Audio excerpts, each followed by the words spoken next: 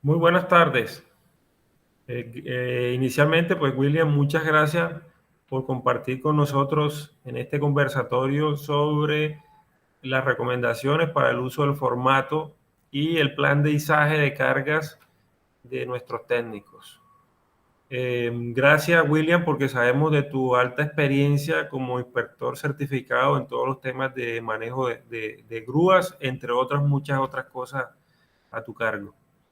Entonces, quisiéramos iniciar el día de hoy revisando en ese primer formato, nos habla un poquito del antes de, ¿verdad? Del antes de la prevención sobre el manejo de las cargas con los puentes grúas sobre todo. ¿Tienes algo que nos puedas comentar ahí inicialmente?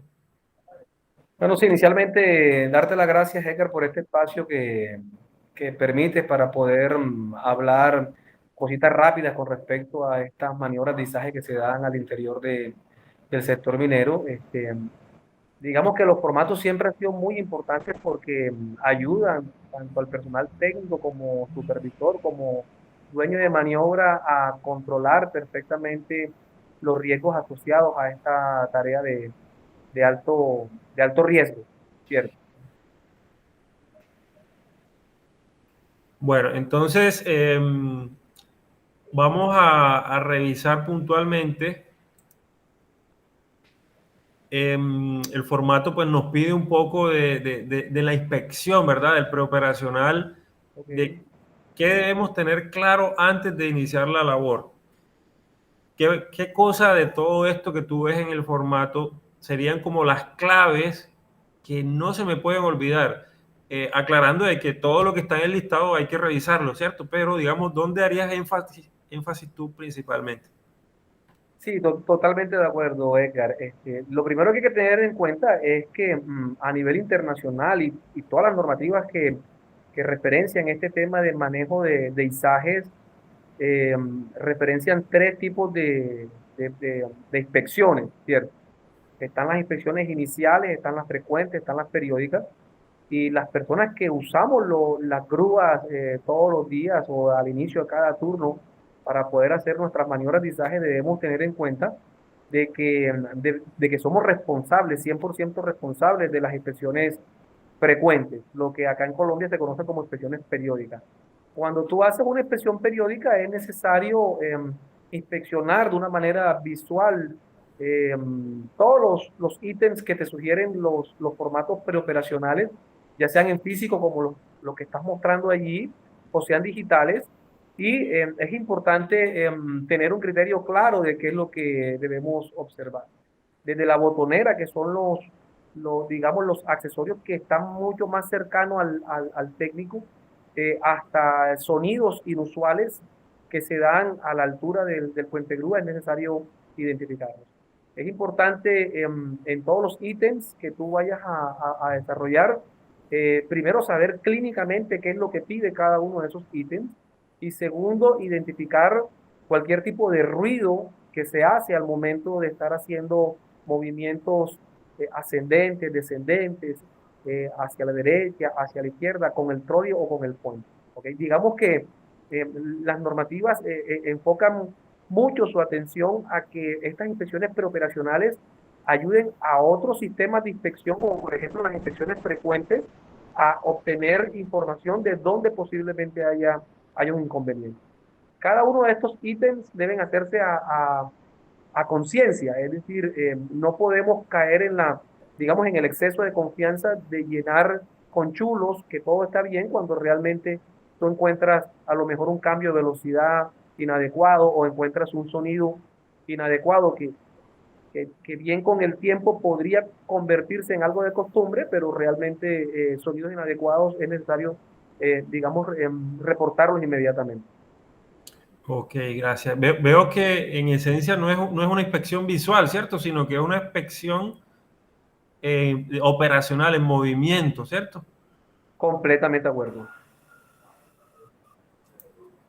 Bueno, Sí, y, las normativas te y dicen que es necesario mover el equipo, es necesario mover el equipo para poder hacer la inspección ok. preoperacional. Buena aclaración. ¿Y qué es lo que significa dentro del puente de grúa? ¿Qué es lo que significa un sistema crítico? Que veo que lo resaltan bastante dentro de este documento. Ok, muchos confundimos el tema de crítico y le damos el apellido de izaje crítico a cualquier tipo de izaje y realmente no es así. Digamos que los temas de izaje son izajes de alto riesgo, todos, absolutamente todos son izajes de alto riesgo, pero cuando se habla de izaje crítico es porque la maniobra que estamos desarrollando está muy cercano a ese factor de riesgo, ¿cierto? Cuando tú, por ejemplo, tienes un izaje por encima del 90% de la capacidad de la grúa, cuando tú tienes un izaje altamente coordinado con dos o más equipos o dos o más señaleros, todos esos izajes son izajes críticos. Muy bien allí en la parte amarilla, cuando dice izaje crítico, desde el 1 hasta el punto 7, te dice cuáles son las causales para que tú consideres un izaje crítico. Cuando el operario está frente a un izaje crítico, es necesario realizar reuniones de izaje, es necesario que el plan de izaje sea revisado por supervisores, por ingenieros. ¿Por qué? Porque cuando tú estás frente a un izaje crítico, realmente estás muy cerca a que algo pudiera suceder. Entonces, un pequeño error podría convertirse en una gran fatalidad. Vale, entiendo yo que en el caso de grúas móviles siempre se va a considerar un izaje crítico, ¿verdad? Por digamos, las características del equipo. ¿Sí? A diferencia de pronto de cuando estés trabajando con un puente de grúa eh, que de alguna manera tiene mayor estabilidad y entonces ahí es donde entran el resto de las condiciones que marcan aquí como crítico, como la combinación entre varios equipos, ¿cierto? O si por ejemplo necesitas usar más de un señalero, ¿cierto? Sí, importante tener claridad de que los izajes con grúas y con grúas móviles y los izajes con puente grúa son, digamos, izajes familiares, pero que obedecen a dos normativas distintas. Cuando se trabajan izajes con grúas móviles, digamos, la cantidad de señales de mano son muchísimo mayores a cuando se trabajan con grúas de taller tipo puente grúa. La normativa es completamente distinta, se trabajan con cercanías a líneas eléctricas, se trabajan con equipos telescópicos, o sea que pueden telescopar su boom, se trabajan con estudio de suelos, entonces digamos que es mucho más de mayor riesgo trabajar con grúas móviles. De hecho, es una normativa que se llama la ASME B30.5, mientras que cuando se trabajan con grúas en taller tipo puente grúa, digamos que las condiciones son mucho más favorables, ¿cierto? Pero en ambos casos podríamos encontrar izajes críticos, teniendo los izajes críticos en grúas móviles un poco más delicados, ¿cierto? Bueno, ok. Bueno, por aquí tenemos un paso importante que es el tema del cálculo de la carga. Digamos digamos, en términos generales, ¿cuál sería tu recomendación para este tema del cálculo de la carga de nuestros técnicos? Ok, listo. Mira, eso que estamos viendo allí, Edgar, es un plan de izaje, ¿cierto? Ahora mismo no se sabe si es un plan de izaje crítico o no, solamente un plan de izaje. El plan de izaje es un formato parecido a ese que estamos viendo que nos ayuda como usuarios a identificar cuál es el nivel de riesgo al cual estamos expuestos. Y es importante hacerlo, ¿por qué? Porque le permite al técnico y al usuario, al supervisor y al dueño de la maniobra no tener ningún tipo de error al momento de estimar cuáles son los accesorios que debe utilizar para poder hacer una maniobra de una manera correcta, ¿cierto? Digamos que teóricamente es importante iniciar con comprender dos cosas iniciales. Lo primero es cuánto pesa la carga que voy a levantar y lo segundo es con qué equipo o con qué grúa voy a levantar. ¿Ok? Todos los izajes, todos los planes de izaje inician así, ¿cierto? Conociendo cuándo es el peso de la carga, que ahí la podemos encontrar en el ítem cálculos, ¿cierto? Y conociendo cuánto es la capacidad de levantamiento del equipo o de la grúa que voy a trabajar, que la conocemos allá arriba en el ítem con la descripción de la carga, ¿cierto? Allí podemos, por ejemplo, hacer un ejemplo. ¿Tiene los datos que compartimos ahorita? Dame un momento, por favor, ya los Ok. comparto. Aquí podríamos hacer, mientras Edgar busca el archivo que compartimos, podríamos hacer, por ejemplo, tres ejemplos para poder visualizar cómo se maneja el tema de los planes de izaje, ¿cierto? Por ejemplo, para la columna D, cuando estamos trabajando en el izaje 1, asumimos que vamos a trabajar, cuando vamos a trabajar, por ejemplo, un bastidor, ¿ok? Entonces, los datos del bastidor, tú los colocas debajo de izaje. Por ejemplo, descripción de la carga. Vamos a levantar un bastidor. Lo primero que tenemos que preguntarnos es cuánto pesa el bastidor. Entonces, en los cálculos vamos llenando allí que el peso de esa carga es de 9 toneladas. ¿Ok? Y cuando vemos que es de 9 toneladas, ¿cierto? Podemos identificar con qué equipo, es el segundo paso, con qué equipo vamos a levantarlo.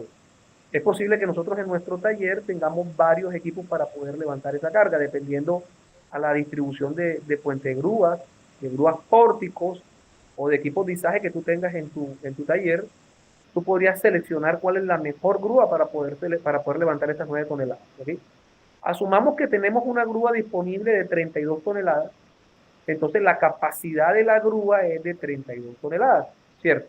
Si vamos a utilizar un solo equipo, porque existen algunos talleres especializados donde tú puedes ver en unas mismas vigas carrileras, pueden ver hasta dos puentegrúas montados. Entonces es posible que tú tengas dos ganchos allí, ¿cierto? Es posible que tengas un gancho una grúa de 32 toneladas y otra grúa, qué sé yo, de 10 toneladas o de 12 toneladas. Para este primer caso, solamente utilizamos una grúa de 32 toneladas. ¿Por qué? Porque vamos a levantar un componente que pesa 9 toneladas, que es el bastidor, ¿cierto?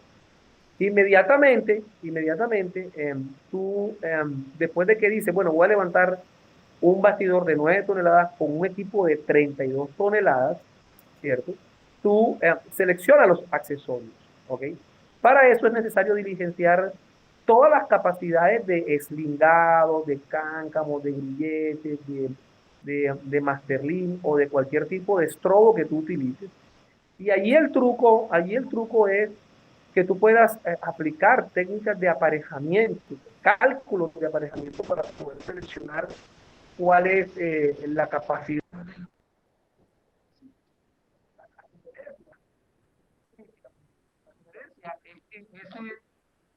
Esos estén por lo menos 20% por encima de la capacidad de lo que tú vas a levantar. ¿Ok? Por ejemplo, si tú vas a levantar algo que pesa 10 toneladas, es preferible que utilices accesorios de 12 toneladas, de 13 toneladas de capacidad o más, ¿cierto? En este caso, por ejemplo, si nosotros vamos a levantar, por ejemplo, un bastidor de 9 toneladas y el peso de los aparejos que vamos a trabajar es de 1 tonelada, 9 más 1 tonelada, el peso muerto es de 10 toneladas. Ahí vemos que el peso total o peso muerto es de 10 toneladas. Es decir, que la grúa de 32 va a estar cargando realmente 10 toneladas. Este cálculo que viene aquí es importantísimo porque es el que te dice qué tan cerca estás de un riesgo alto o bajo. ¿Ok? Es necesario coger el peso total, que son 10 toneladas, entre la capacidad de la grúa, que son 32 toneladas. Exacto, ayúdame a Edgar. 10 entre 32, eso te da algo así como 0,31 y eso hay que multiplicarlo por 100 para que te dé el porcentaje. Entonces, eso te da 10 toneladas del peso muerto entre 32, que es la capacidad de la grúa, toneladas, por 100, eso te da 31,25%. ¿Ok? Por ejemplo, para casos Cerrejón, es importante que no superes el 90% de la capacidad de la grúa o que para izajes críticos estén entre el 80, entre el 70 y el 90% de la capacidad de la grúa. Aquí estamos utilizando ni siquiera el 70% de la capacidad, sino que estamos utilizando el 31% de la capacidad de la grúa. Significa que ese izaje es un izaje de bajo riesgo, ¿cierto? Un izaje no crítico, en el cual por la gran envergadura digamos, de la grúa, que es de 32 toneladas, para poder cargar solamente 10 toneladas, o sea, digamos que es completamente manejable. Igual es necesario limpiar todo eso que hicimos. Fíjate, por ejemplo, en el segundo izaje, en ese segundo izaje también estamos levantando con una grúa de 32 toneladas, ahora estamos levantando un componente 2. ¿Cuánto pesa el componente 2? Pesa 24 toneladas. ¿Ok? Fíjate que 24 toneladas está mucho más cerca a 32 toneladas de la capacidad de la grúa. Cuando hacemos el cálculo, nos da un cálculo del 81%. Inmediatamente, cuando tú estás entre el 80 y el 90%, inmediatamente dice, estoy en un mensaje crítico. Y para un mensaje crítico es necesario involucrar a mucho más personas. Es necesario involucrar a personas que te firmen el documento, es necesario involucrar a supervisores de izaje, es necesario involucrar a ingenieros calculistas que te ayuden a verificar todos esos datos. ¿Okay? Los izajes críticos se llaman críticos porque están muy cerca, están casi al 100% de la capacidad de la grúa y algo podría suceder a la grúa. ¿Okay? Por ejemplo, un colapso, por ejemplo, una fractura, por ejemplo, o sea, no es bueno estar muy cerca al 100% de la capacidad de la grúa. Se recomienda que estén siempre por debajo del 90% si estás con misaje crítico, o por debajo del 70% como en el izaje 1 que hicimos allí, que estamos al 31%, donde estamos muy lejos de que algo pudiera suceder. ¿Okay? Fíjate en el caso número 3, en el caso número 3, allí, por ejemplo, sí utilizamos dos anchos. Es decir, utilizamos un equipo en tándem. Un equipo en tándem, por ejemplo, te permite utilizar dos equipos como si fueran uno, es decir, tienes una grúa de 20 toneladas y otra grúa de 10 toneladas, ¿ok? Para posiblemente hacer una maniobra de esa. Aquí hay que tener en cuenta que cuando tú vas a levantar la carga, por ejemplo, en este caso, la carga pesa 7 toneladas, es una carga bajita, 7 toneladas, con un peso muerto de accesorios de 1 tonelada. Asume que la cadena te pesa, qué sé yo, 400 toneladas, una barra expansora te pesa 300 toneladas. Va sumando y los pesos muertos de los accesorios tienes que tenerlos en cuenta. Asume de que son 1 tonelada. Entonces, el componente o pieza X, que pesa 7 toneladas, más el peso de los accesorios, que pesa 1 tonelada, tú vas a mover 8 toneladas. ¿Con qué? Con dos equipos a la vez, con un equipo de 20 toneladas y con un equipo de 10 toneladas. Y pasa algo interesante. Es necesario que hagas ese cálculo que hicimos ahorita del porcentaje dos veces, ¿ok? Uno con respecto a la grúa que tiene mayor capacidad, en este caso con respecto a la grúa de 20, y otro con respecto a la grúa menor, que es con la grúa de 10. Fíjate, por ejemplo, que cuando hacemos el cálculo, hacemos el peso total que vamos a cargar, que es 8 toneladas, ¿ok? Entre la capacidad del puente de grúa mayor, que es 20%, entonces cuando hacemos ese porcentaje, representa el 40%. Pero cuando hacemos el porcentaje con respecto a la grúa menor, fíjate que nos da 80%. Es decir, que justo la grúa número 2 podría entrar en una condición de izaje crítico y es necesario hacer un plan de izaje crítico.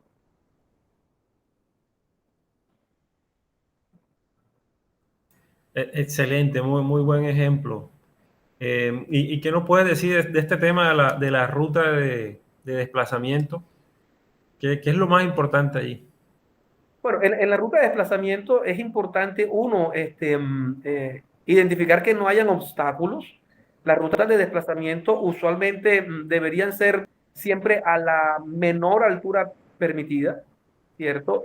Tratemos siempre de aislar, ¿cierto? De aislar el área donde uno va a hacer la maniobra, de informar a las personas que están cercanas a la maniobra que se va a hacer un izaje.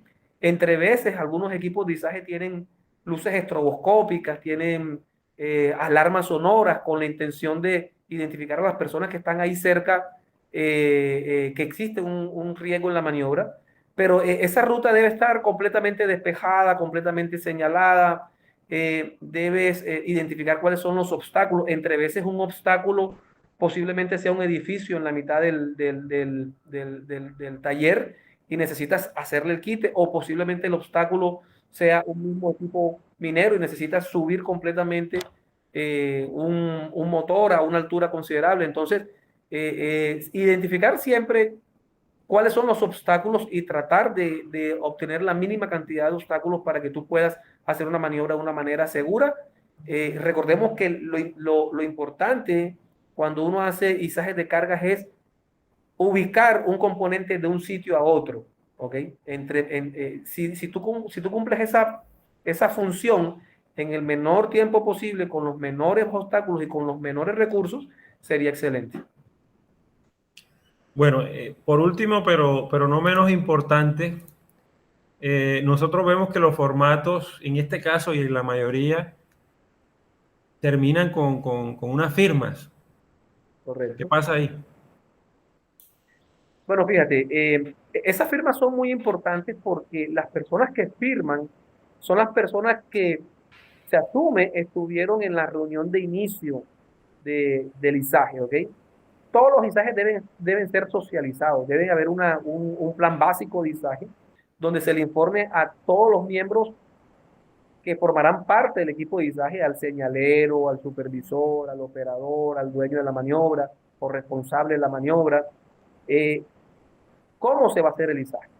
Entonces es importante que las personas que estén involucradas en el izaje 1 firmen que fueron enterados y que fueron, digamos, socializadas las funciones y los protocolos de comunicación para cuando se hace la maniobra 1 o cuando se hace la maniobra 2 o cuando se hace la maniobra 3. ¿Ok? Es importante que no se cambien. Por ejemplo, no puede iniciar un izaje, una maniobra de izaje y de pronto el señalero dice, hey, me toca, hay un cambio de turno, me toca irme y le dejo la función a otra persona. No, porque esa otra persona no estuvo en la reunión de inicio de izaje. ¿Ok? Es necesario que todos los aspectos que se tienen que tener en cuenta para una maniobra segura se socialicen al principio de la maniobra y que las personas que estuvieron en esa reunión de izaje de inicio acompañen completamente la maniobra hasta que el componente se coloca en el lugar de destino, ¿cierto? Vale, bueno, no me resta sino darte las gracias por este excelente aporte que nos estás haciendo para cada día más cuidar de todo el personal, ¿cierto? De evitar al máximo cualquier incidente siquiera y pues obviamente mucho menos los accidentes. Eh, Esperamos contar contigo en una próxima oportunidad. Sí, claro que sí, Edgar, claro que sí, con mucho gusto. Espero que este conversatorio que hemos llevado a cabo sirva para poder despejar algunas dudas frente a, frente a cómo se debe planear adecuadamente una maniobra de izaje. Bueno, nos vemos en una próxima oportunidad. Esto, excelente. Muchas gracias, pues.